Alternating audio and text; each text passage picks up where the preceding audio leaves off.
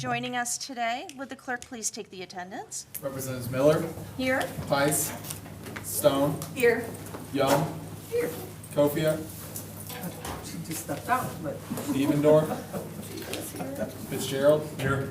Reingen, Here. Nyer. Here. Vanderwall, Present. Roth, Here. Beerline, Here. Smith.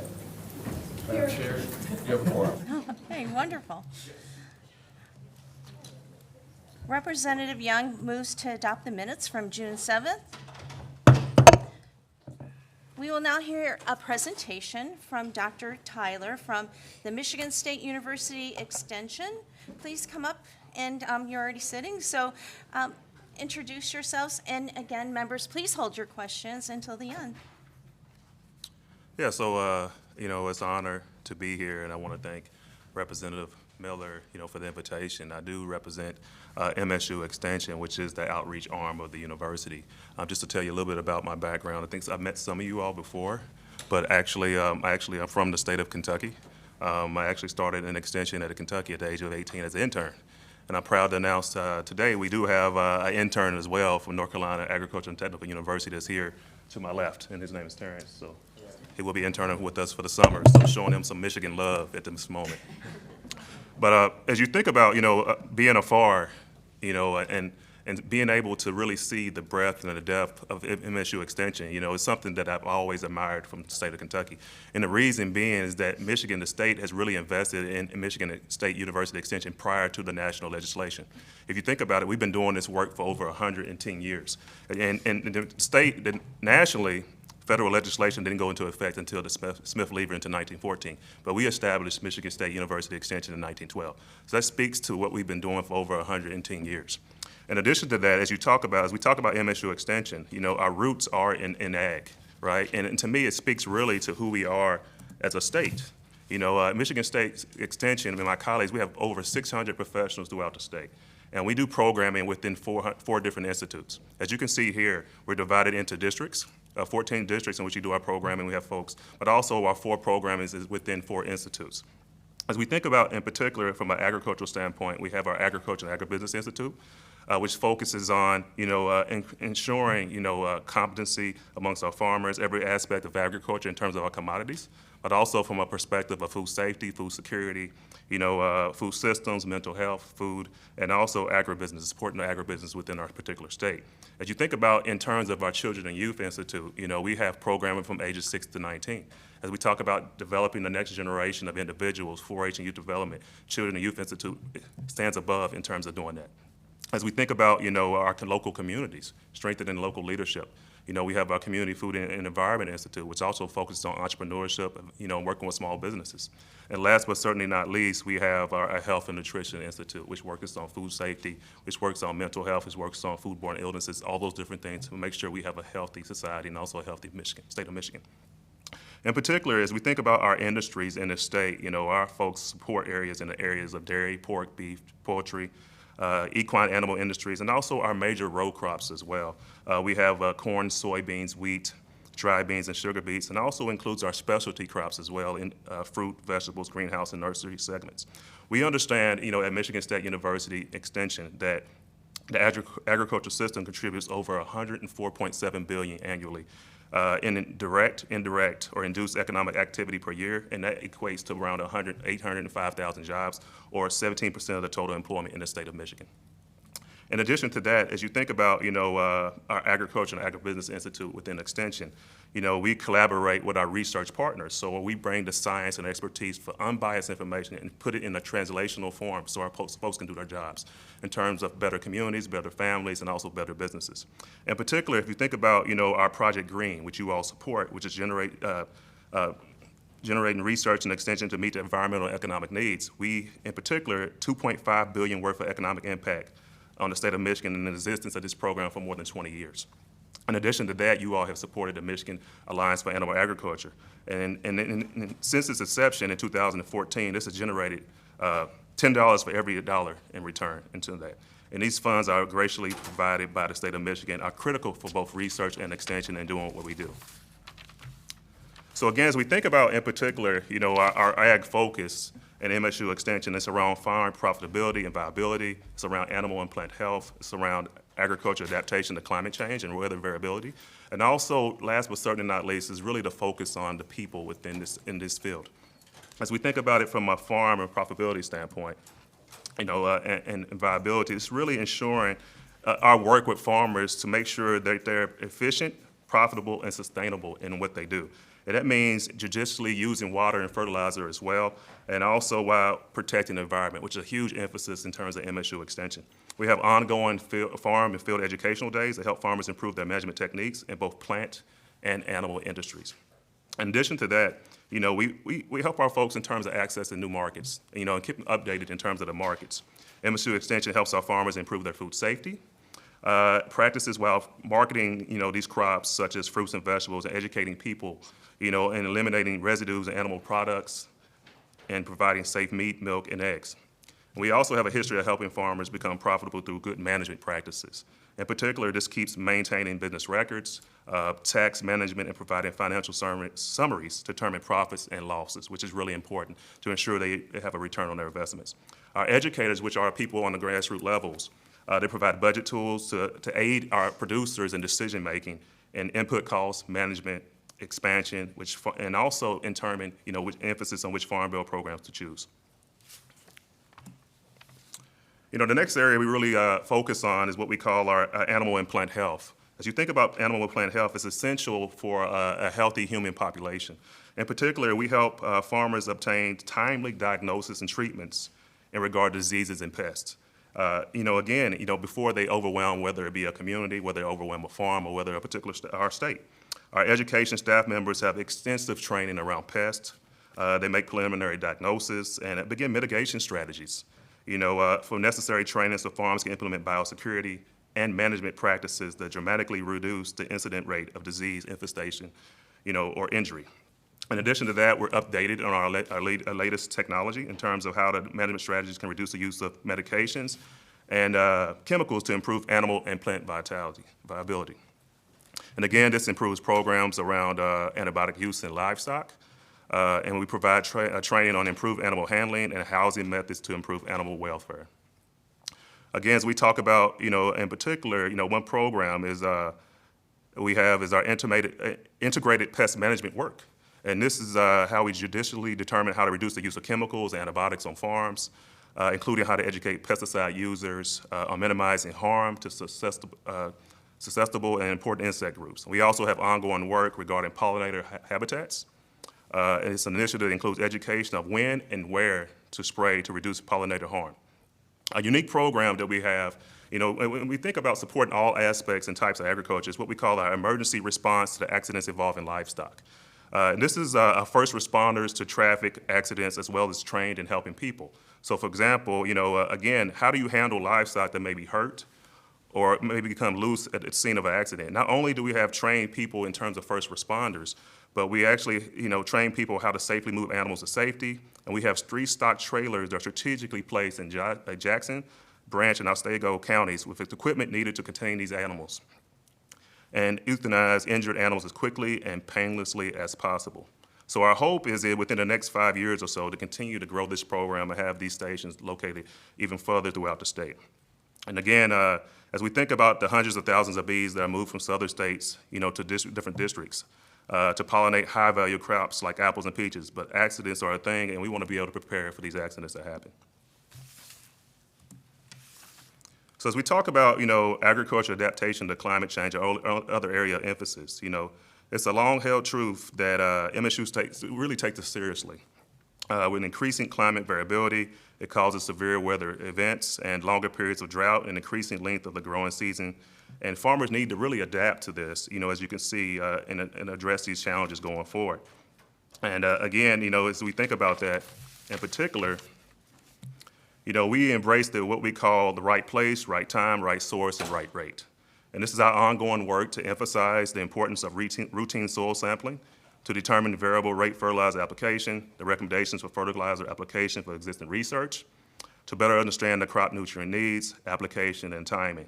And this is not only for our farmers, but also the residents in our state in particular.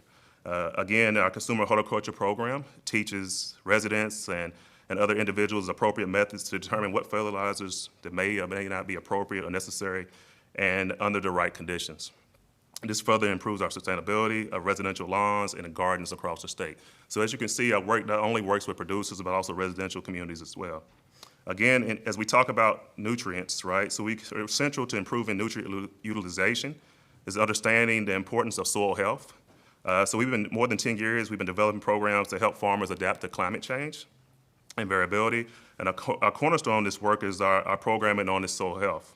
We have individuals that work to adapt cover crops to improve soil organic matter, reduce nutrient and sediment loss, and also improve carbon secretion by removing carbon from the air and storing it into the land. And I'm happy to say that we do have a world-renowned expert that works particularly in this area, Jason Roundtree, and he leads our newly formed Center for Regenerative Agriculture, which allows us to better understand intensive grazing matters with livestock. Again, several examples of doing that. We are also currently working with the Department of Ag and Natural Resources, Conservation Service, and also the Farm Service Agency to provide training regarding implementation of the Conservation Reserve Enhancement Program. We are working with local conservation districts and farmers to help them understand the conservation practices that are available through this program and practices they should consider under different situations. So again, as we talk about, people in agriculture, we know that, it's important to have people, to be successful in the state. We need an educated and dedicated workforce. And, we're doing that through our 4-H and youth development. A lot of times when people represent Michigan State University in their respective communities, they see 4-H folks first in the community. We always say we engage with the youth first, so what we call our first Spartans. And we have several programs and several pathways in order to do this. Many people see 4-H through our county fair and assume that 4-H is only for rural kids, but 4-H is pretty much taking that vehicle and whatever it may be to utilizing that to make that child have self-esteem, positive self-esteem, speaking skills, and also in terms of career trajectory and workforce. So some of our future engineers got their first start in the 4-H and Robotics Club. Many young people get their first taste of coding through 4-H. And thanks to our entrepreneurial experiences and opportunities to learn financial management, 4-Hers are well-versed in marketing as well as sales. These programs are also offered in rural, suburban, and other communities throughout the state. And again, it's interesting enough, sometimes people even say we need an adult 4-H club as well to help develop our adults. But again, as a product myself in 4-H, I really believe in this program. And I believe that to truly train the agriculture workforce of the future, we need to expand our own workforce to include MSU Extension educators who can create industry-specific training curriculum. Again, as we think about it, our hope is to develop pilot programs in dairy and meat processing and fruit industries, which in teams of 4 educators would work together in creating programs that complement the work being done by our Institute of Ag Technology and MSU Canvas and related collaborative programs at local community colleges. Again, as we talk about the talent that we look to seek to have, we've been aggressive in forming collaborations with a lot of our 1994 institutions, which are tribal colleges and universities, as well as our institutions at 1890 universities, which in turn, as you can see, our intern is here today. Our folks, our human resource team, our district directors, and also our institute leaders have been intentional in going and participating in national conferences and also participating at other universities and hosting interviews, and which will land at us, Terrence, as you can see. As we think about, our work with consumer horticulture, it helps beginning and advanced gardens and community groups learn and adopt new methods in gardening. And again, these are sustainable practices and help diminish food security. So about a decade ago, my predecessors were testifying before you all, before the same committee, and asked why come we don't have many research and extension centers in Metro Detroit.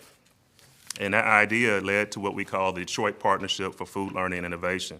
And it was born, and actually that's led by an individual by the name of Naeem Edwards. And that location is in Old Redford. And we explore farming areas and unique urban challenges such as soils with heavy metals, crops that will thrive in urban microclimates, pest management strategies in tight spaces, and effective business and marketing strategies necessary for success. So if you haven't had an opportunity to really tour that, it started around, he said around 2018, but he's really built that up. And it's enhanced and brought out, showed people really where their food comes from and also a sense of pride in their respective community. And I really applaud Naeem and the individuals that started that initiative. And again, as we think about, successfully expanding that work into other urban communities so people can see firsthand where their food comes from. As we think about MSU Extension, you know, and who we support, whether it's in the rural or urban area, you know, farming is definitely stressful, right? And again, you know, in 2016, we integrated behavioral health with farm management and analysis. We provide programming that helps agribusinesses and farmers understand the conditions beyond control that can cause stress. We provide training to help agribusiness professionals, farmers, and family members understand the signs and symptoms of stress and what resources are available to help individuals within the farm family. Again, we provide access to teletherapy, where the privacy within the privacy of a person's home. As we all know, the stigma that comes around receiving mental health services. And then also, you know, individuals can confidentially speak to a licensed therapist, whether from a rural or agricultural background, that can provide counseling over the phone. And this has, in particular, saved a lot of lives. And we continue to see the need for this type of counseling. A farm business, if you're not familiar, is really a family business that families work and grow. Estate and business succession planning is an ongoing process. So we have a program that helps farmers determine their options on how to transition this to business and management to the next generation, yet allow the current generation to be appropriately compensated. Due to our in-depth programming regarding this financial record keeping and farm analysis, we work with families to determine the best approach and timeline to transition the business and keep it in the family. And it's important to note that, you know, all the work that we do in terms of MSU Extension, you know, we really don't operate in a bubble. You know, we see ourselves as a connector, as a partner, you know, and our colleagues work closely with numerous partners throughout the state to address the wicked problems in agriculture, in this field, and beyond. And again, as we look at the future of Michigan agriculture, there are many opportunities and challenges, but, you know, I think Michigan State University, with our best researchers, you know, and our best folks who take this information, we're up for the task. You know, the food and agribusiness industry in Michigan is resilient. Historically, you know, as we talk about food production in Michigan, you know, being from Kentucky, I've noticed it being a shining star, you know, and when other industries struggle, you know, agriculture continues to be at the forefront and provide and support. Michigan is the most diverse agricultural state with a nation with a fresh water supply, and this is a tremendous opportunity that we feel like here. And to do this, MSU and our partners need to create ongoing solutions to these wicked partners. So again, you know, before I wrap up, I just want to continue to thank you for your support, you know, for Michigan State University, Michigan State AgBio Research, and MSU Extension. And again, and also for the Michigan Alliance for Agriculture and also Project Green. So I want to thank you for your time here today. Thank you so much. I have a question, if I may. So we're seeing farms disappear. They're generational. The children don't want to continue, and we're seeing less and less of that. So how is MSU working to look into different areas, say with urban farming and with people that wouldn't normally go into farming? Because it's a concern for everyone. Yeah, so I think, you know, one of the things that we talk about first on the one end is the part that I mentioned about record keeping and succession planning. And so we have an area called TelFarm. And that area specifically focuses on that. So it's financial record keeping, and also, you know, that really just terms of sound business practices, that's that particular area. And also, you know, I think what we're doing is providing that access and that relevant information, you know, unbiased information. I think a lot of times when you're in the industry, you know, you need that unbiased support, you know, to continue things and also access to different markets. And our folks are trained, are content experts to be able to do that and provide that. And then last but certainly not least, you know, I'm gonna get to the urban farming piece, but I think it's important to educate people on where their food comes from. Exactly. You know, It's a not lot of Meyer. times when people think about MSU Extension, when we think about the College of Ag and Natural Resources, we think about cows, sows, and plows. You know, I have three ag degrees. You know, and I was one of those individuals that grew up in a rural community, but didn't know about, you know, the opportunities and access to that. You know, so to me, I think all of us, you know, have a role in educating, you know, the next generation of folks. And that's why, you know, one of my priority areas is definitely the next generation in the 4-H and youth development area, the CYI. And also, I'm proud to announce that we do have a Center for Regional Food Systems, and those folks are within the extension and within the college, and they really focus on urban, you know, understanding the issues around food systems. And then last but certainly not least, I mentioned the Detroit Partnership for Food Learning and Innovation. And to me, that's a model on how we can replicate and get people in the ag industry and also farmers and support those folks in rural and urban areas, too. Thank you for that. We'll take questions right now, and Representative Diefendorf, you have the floor. Thank you for being here. We really appreciate all of your unbiased service and resources. My question is complementary to Representative Miller's. I would love to hear what you feel are the biggest obstacles to folks entering farming, getting into farming, and being successful in farming.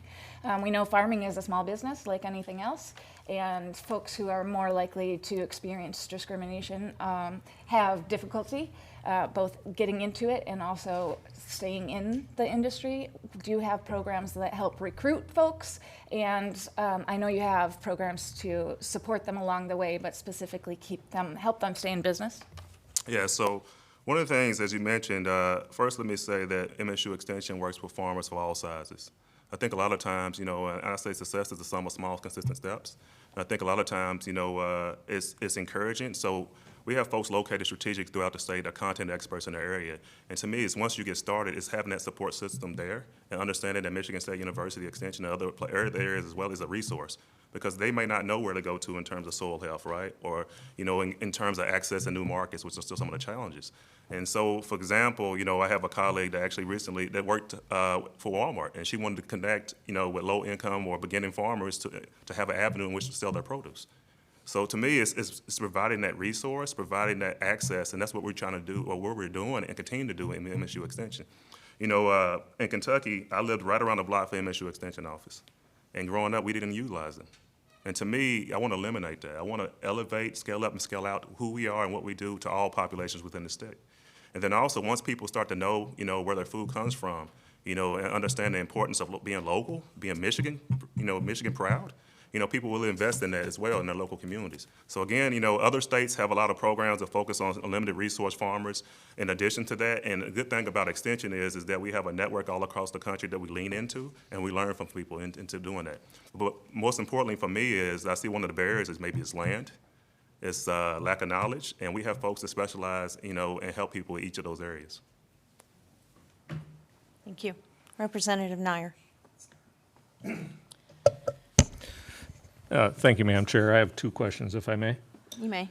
How are the 4-H programs and school-age programs being, how are they being received down there in the more urban areas, or as opposed to, rural communities? They've been pretty robust over the years. I was wondering how they're being received in the more urban setting. So it's interesting that you asked that question. Just last Friday, I was doing a keynote at the National North Central Region, which is a lot of states in North Central Region Urban Extension Conference.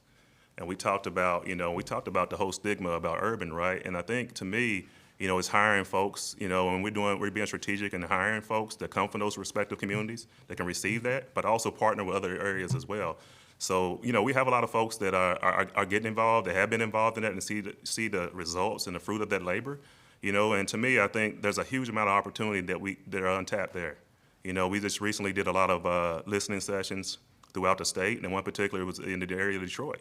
And folks were saying, hey, I want a partner, I'm really interested in that, and again, it's just eliminating that myth that certain areas or certain programs are only for certain people. I think people are starting to see that. In particular, one thing I've recently sponsored, so I was a national president of an organization called Manners, which is Minorities in Ag, Natural Resource and Related Sciences. So they have over 75 chapters in 38 states. And they have a junior Manners piece. And what I did in my home state was that I collaborated with Manners to create junior Manners 4-H chapters. So that's what we're doing. We put some seed money into that here in the state of Michigan, in the urban areas, and try to work with folks, so they can see that as an opportunity. So it's a regional conference, it's a national conference, and they can see representation, they can see opportunity, career paths as well. So to me, our programs are really good, but to me, there's a lot of opportunity there as well. Just personal disclosure there, my son went through leadership programs there, and it took him well beyond the realm of agriculture, which really builds the self-esteem of students. My second question relates to what, as legislators, we can do to help remove some of these barriers, the regulatory and otherwise there. Is there anything in particular that we need to look at there to aid people in order to make it easier for them to enter the markets? That way they don't have as many regulatory barriers in their way? So I think, again, is connecting with Extension, in your respective communities. I think it's very important. I think also, elevating our message as well, that Extension is for all. You know, I think again, and then, you know, helping us advertise. It's always about visibility, you know, because, you know, I said, when I first came in this role, there was a national meeting amongst the extension directors. And people all hear me say this, and the message is that they had 7 priority areas, and one of the priorities areas is extension is the best kept secret. And I heard that over 20 years ago when I was an intern myself at 18 years old. So I was somewhat disappointed in that. Look back at my team back here, and I said, because why are we still the best kept secret? Yeah. You know, and to me, you know, one of our institutes has a communication initiative or strategy, and I'm really leaning into this, and I'm going to say it, it's called The Secret Is Out. So to me, from my perspective, is, you know, opportunities to be able to voice who we are and what we do, you know, and also just from a Michigan State University standpoint, you know, our interim president said we don't do a good job of bragging on ourselves, on the lives that we improved, the families that we create, you know, that we enhanced, the communities that we developed, you know, all those things are going on within Extension. So, and I always say that, you know, MSU Extension, and that's what my talk was last Friday, is it's purpose work. You know, that's what we're doing. So helping us, you know, aiding us in delivering that message. Representative Reingans? Thank you, Madam Chair. I actually want to add on to Rep. Nier's question, not about what we as individual legislators can do in the community, but more with our role as making laws and policies for our state of Michigan. I'm wondering what kinds of policies we might be able to enact that would help the industry. And this could be anything that would come to Ag Committee, but also like higher ed or health or natural resources or energy. There's a lot of types of policy that might have an impact on the agricultural industry, and I'm just wondering if you have some specific policy priorities that you'd like us to be working on that would help your industry. So I think, you know, in terms of policy, you know, things that would support, you know, a lot of our producers, you know, in terms of financial support for all types of farmers, I think that, you know, I think also in terms of looking at, you know, challenges around, you know, soil health, you know, soil and plant health, looking at things around water, which is really important right now. You know, as I mentioned that, you know, to protect that. You know, we talked about Michigan being, you know, the second most diverse state, but number 1 in terms of agriculture diversification with reliable source of water, so around that. Also, you know, thinking about, you know, policy around supporting, you know, our folks in terms of precision technology, you know, looking at things in terms of that, because we definitely need that. We need, our farmers need workers, which is very important. And if we don't have those workers, you know, we need that technology to aid or assist or to stand in the place of those gaps, you know. So, you know, again, just understand and support, you know, things around, you know, pricing for our producers, you know, whether it's crop insurance, things like that. It's a lot of different things that we can, you know, delve into. And we can get you a list of things. You know, we have Patrick Cuddy here as well, so we can get you a list of things that support that. That would be great. Thank you. Yeah. Representative Roth? Thank you, Madam Chair. Thank you, sir, for being here today. Appreciate it. I do work with the Ag Extension, Leelanau County, quite a bit. One thing I've never asked is you know, it works well with turf grass, agriculture, no problem, but can another business that, say, is starting a winery or whatever it might be and want a soil checked, would the Extension Office be willing, or for fee, take on that project? That's what we do. Yeah, good. Yeah, so we have a lot of folks, we have viticulture agents or educators that work in that area, you know, and just even you think about, you know, our state of tourism. We have folks that specialize in tourism, housing. You know, we have folks that work in government vitality, you know, and that's one of the things I really appreciate, you know, and I'm glad you asked that question about MSU Extension, because we have a variety of folks in different specialty areas. And we, as a state, should feel really proud about that, because, you know, we've been proactive in making sure we fit the needs of the people in the state. When I was at Kentucky, and I speak to this because one of the things that I did was I led a team of looking at our program and looking at the structure of Kentucky, and one of the places that I admired and looked at was the state of Michigan. Reason being because they have these 4 institutes that are leaning into the issues and challenges that are affecting our people every day. You know, as you think about other extension services, they have a traditional ag, they have family consumer sciences, and they have, 4-H, right? And there's nothing wrong with that. But from my perspective, Michigan State University Extension is catering to the unique needs of the people in the state. As you talk about folks that specialize in viticulture, we understand that, in your particular area. If we look at people, in the Upper Peninsula that have forestry, right? You have folks that specialize in forestry, we have that. So to me, it's an ongoing thing. And, when the people say, we even have folks yesterday that was doing fresh fish right on the lawn out here. That's us Michigan Sea Grant folks. That's part of MSU Extension. And I say this, when I was first starting, I was drinking from a fire hose. I said, so much stuff going on, and when we started doing our 12 Meet Michigans throughout the entire state, our leaders did that to hear from our community members and what their needs are, and people were telling me, or people would say, hey, I'm doing this, but Extension's not here. And I'm sitting there thinking, that's Extension. You don't know it. We just don't say it, right? But it's extension work, it's extension people. So we're doing so much within this state, and again, I just appreciate you breaking that up. Thank you. Representative Young. Try to do this a different way. Thank you for being here today. Good to see you again, Dr. Tyler. I don't know if you remember, but the MSU extension that's in Detroit, I was there at the very beginning. I used to work in the mayor's office. I'm the one that took Chuck Rivers and others from the team to actually find the location. We went to several different places in the Brightmoor area because it's an abundance of space there. But we're grateful that you guys landed there.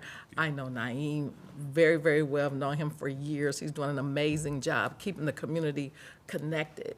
My question has to do with, because we're looking at worker shortage, that's all we talk about every single day in this committee. We just don't have enough people that are in the industry that are going into this. And so I'm wondering if your team, if you all keep data on the young people who participate and go through your programs, do you keep up with them? I'm certain you encourage them to go into it, but can you share with us success rate is really what I'm looking at. For those folks that, came through your programming and decided, this is what I would also like to do. Many yous, as it were, many Tylers. Yes. So I don't have those statistics on hand, but I can get that to you. What we do, I do an excellent job of tracking it. Actually June 19th through the 21st, or it's either the 21st or the 23rd, we have 4-H exploration days on campus. So we bring in youth from all across the state. We have over 1,000 or so registered. And basically what it is, explores the campus, but also explores you and also explores a mission and what you can do for your life. So we have several folks that are going to present on majors, which we call mission work, but also opportunities in terms of that. That's one area. And then also, in terms of our dairy facilities, our equine facilities on campus, we bring folks up so they can just have a touch of that as well. I always say that 1 in 4 jobs is in ag, right? And to me, we're doing my emphasis area is on workforce development in terms of our youth. Again, and I say that because, if I think about maybe 20 or so years ago, my first job coming out was a recruiter to the College of Ag. So to me, it's having that recruiting mindset of developing these next generation of leaders. But also, one of the things that we're doing and we see from Michigan State University is that we need to make sure we recruit our homegrown talent here. So MSU Extension is currently working on a partnership with MSU Admissions. And that's to recruit people, from all of our areas, all of our counties to Michigan State University. Because from my perspective, every student, every person that we have should have a letter from Michigan State University, right? And who's better to serve it to you than that person that you trust in your respective community? So that's one area. But again, a huge emphasis on workforce development, a huge emphasis for people understanding where their food comes from. A lot of times I've seen across the country, even a lot of College of Ags are even changing their name, right? So again, the one I came from is College of Ag, Food and Environment. They're putting food into it, right? Because everybody has to eat. So to me, 4-H youth development, as we call, from gate to plate, we have programs such as that kind of really work on that. And we have Cooking Matters, all those different things. So several different avenues and ways to go about it. And to me, as a leader and director of MSU Extension, I'm emphasizing, that to our teams, right? That our job is to recruit people into this field to continue their legacy on. So. I like that data are able to share. Yeah. Representative Kofia, please. Thank you, Madam Chair, and thank you so much for your presentation this morning. I think this ties into the idea of supporting and developing our workforce, but to me it also ties into respecting and appreciating the people who literally feed us in this state. So I had the opportunity, I'm similar to Rep. Roth. I'm from up in northern Michigan. I had a conversation touring the horticultural station up in Leelanau County back in May with Dr. Remington Rice, who is a 5-generation dairy farmer from Benzie County, which Rep. Roth and I share representing. And he talked about the work that he does and educated me on the farm stress program and brought up something that I didn't realize, which is that the suicide rates for farmers and ranchers are significantly higher than many other industries, and how important farm stress programming is to support. And I appreciated from Dr. Rice that he is able to speak to them directly. I can't keep a houseplant alive, so I'm not the right person necessarily to engage with farmers who are dealing with really tough circumstances, but he is. So I would love for you to talk a little bit more about the farm stress program. How do you fund it? How does it work? What is the scope of it? And are there ways that we as the legislature can support that incredibly important program? So I do want to invite my Associate Director, Deanna East, up to talk more in detail about that, because that program originated from where she used to, her institute, the Health and Nutrition Institute. So I know it kind of put her on the spot a little bit, but. Sorry about that. And also, how long has it been in place? Because it sounds like it's fairly recent. Yeah, so our first farm stress effort, we first learned about this in 2016. So we had one educator devoted to,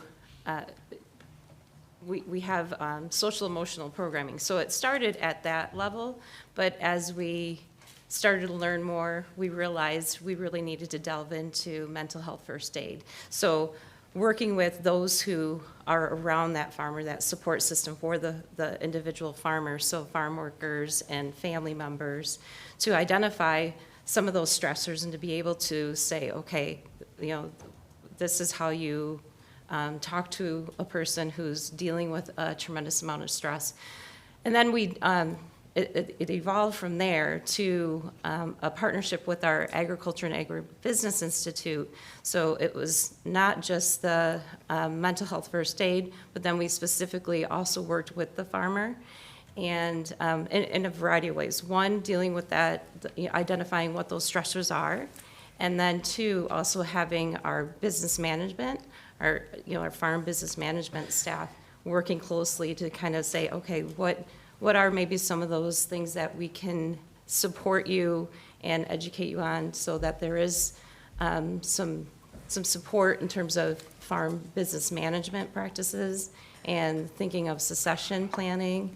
And so that alleviates some stress. But then we also forged a partnership where, and Dr. Tyler talked about it earlier, is connecting farmers with a teletherapist, a licensed teletherapist. So from the privacy of their own home, they're able to connect with somebody and get some immediate help when it reaches that point where our educators aren't able to provide that level of support because we're not licensed therapists.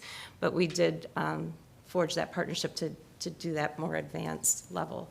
So it's evolved over time. We've also, in 2019, we trained, I think it was about 25 other states to implement this program across the United States, because it's not just a Michigan issue, it's a national issue, and actually some of the connections that we've had in Europe, it's also an issue globally as well. May I ask a follow-up question? Thank you. Appreciate that. So Michigan is kind of piloting, and it's now moving across the country. That's really good to hear. So I guess I will circle back to how can we as a legislative body support a program like that? I had some conversations with Dr. Rice, and it sounds like it's grant funded currently. Yes, it's currently funded through a few grants.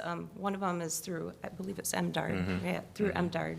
And we've talked about various ways that we can sustain that program and build it. Actually, we have Dr. Rice is one person who is dedicated to this program, but we have other staff who might have 10, 20%. So I think if we had a workforce who was dedicated to this, that would be helpful, because this is, as you know, it's a pretty prevalent issue.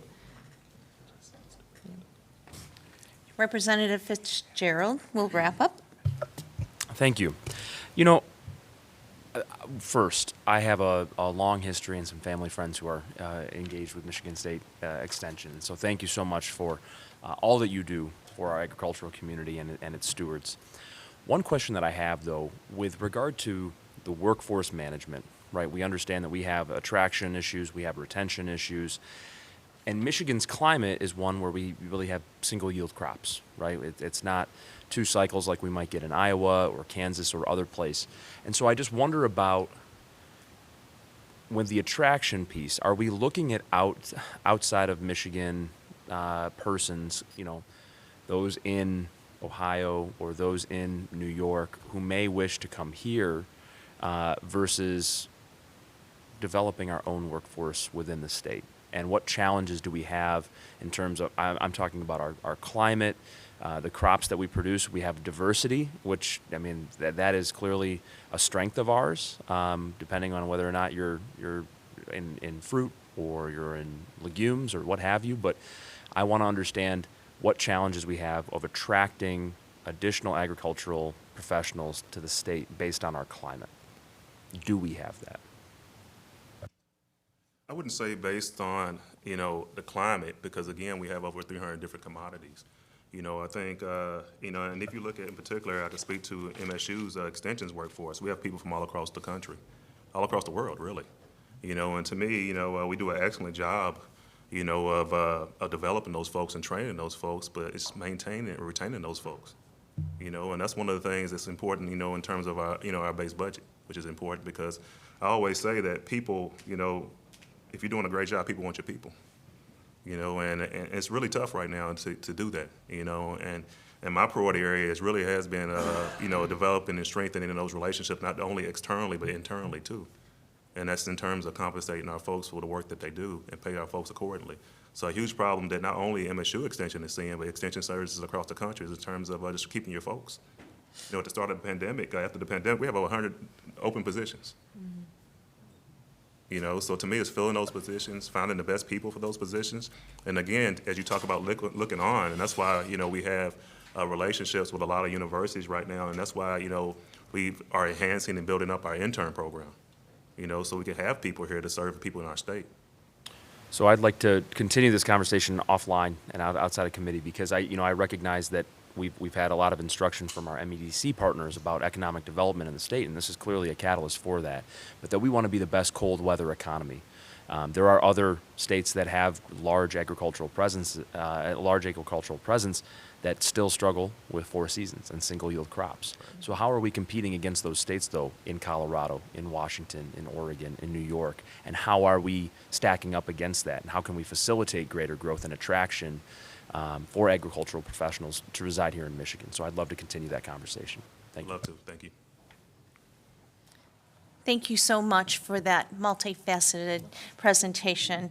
We need to know more about what all you do so we can support you, and you have done a fabulous job. With that being said, Representative Young moves to excuse absent members. There being no further objection and no further business before the committee will stand adjourned.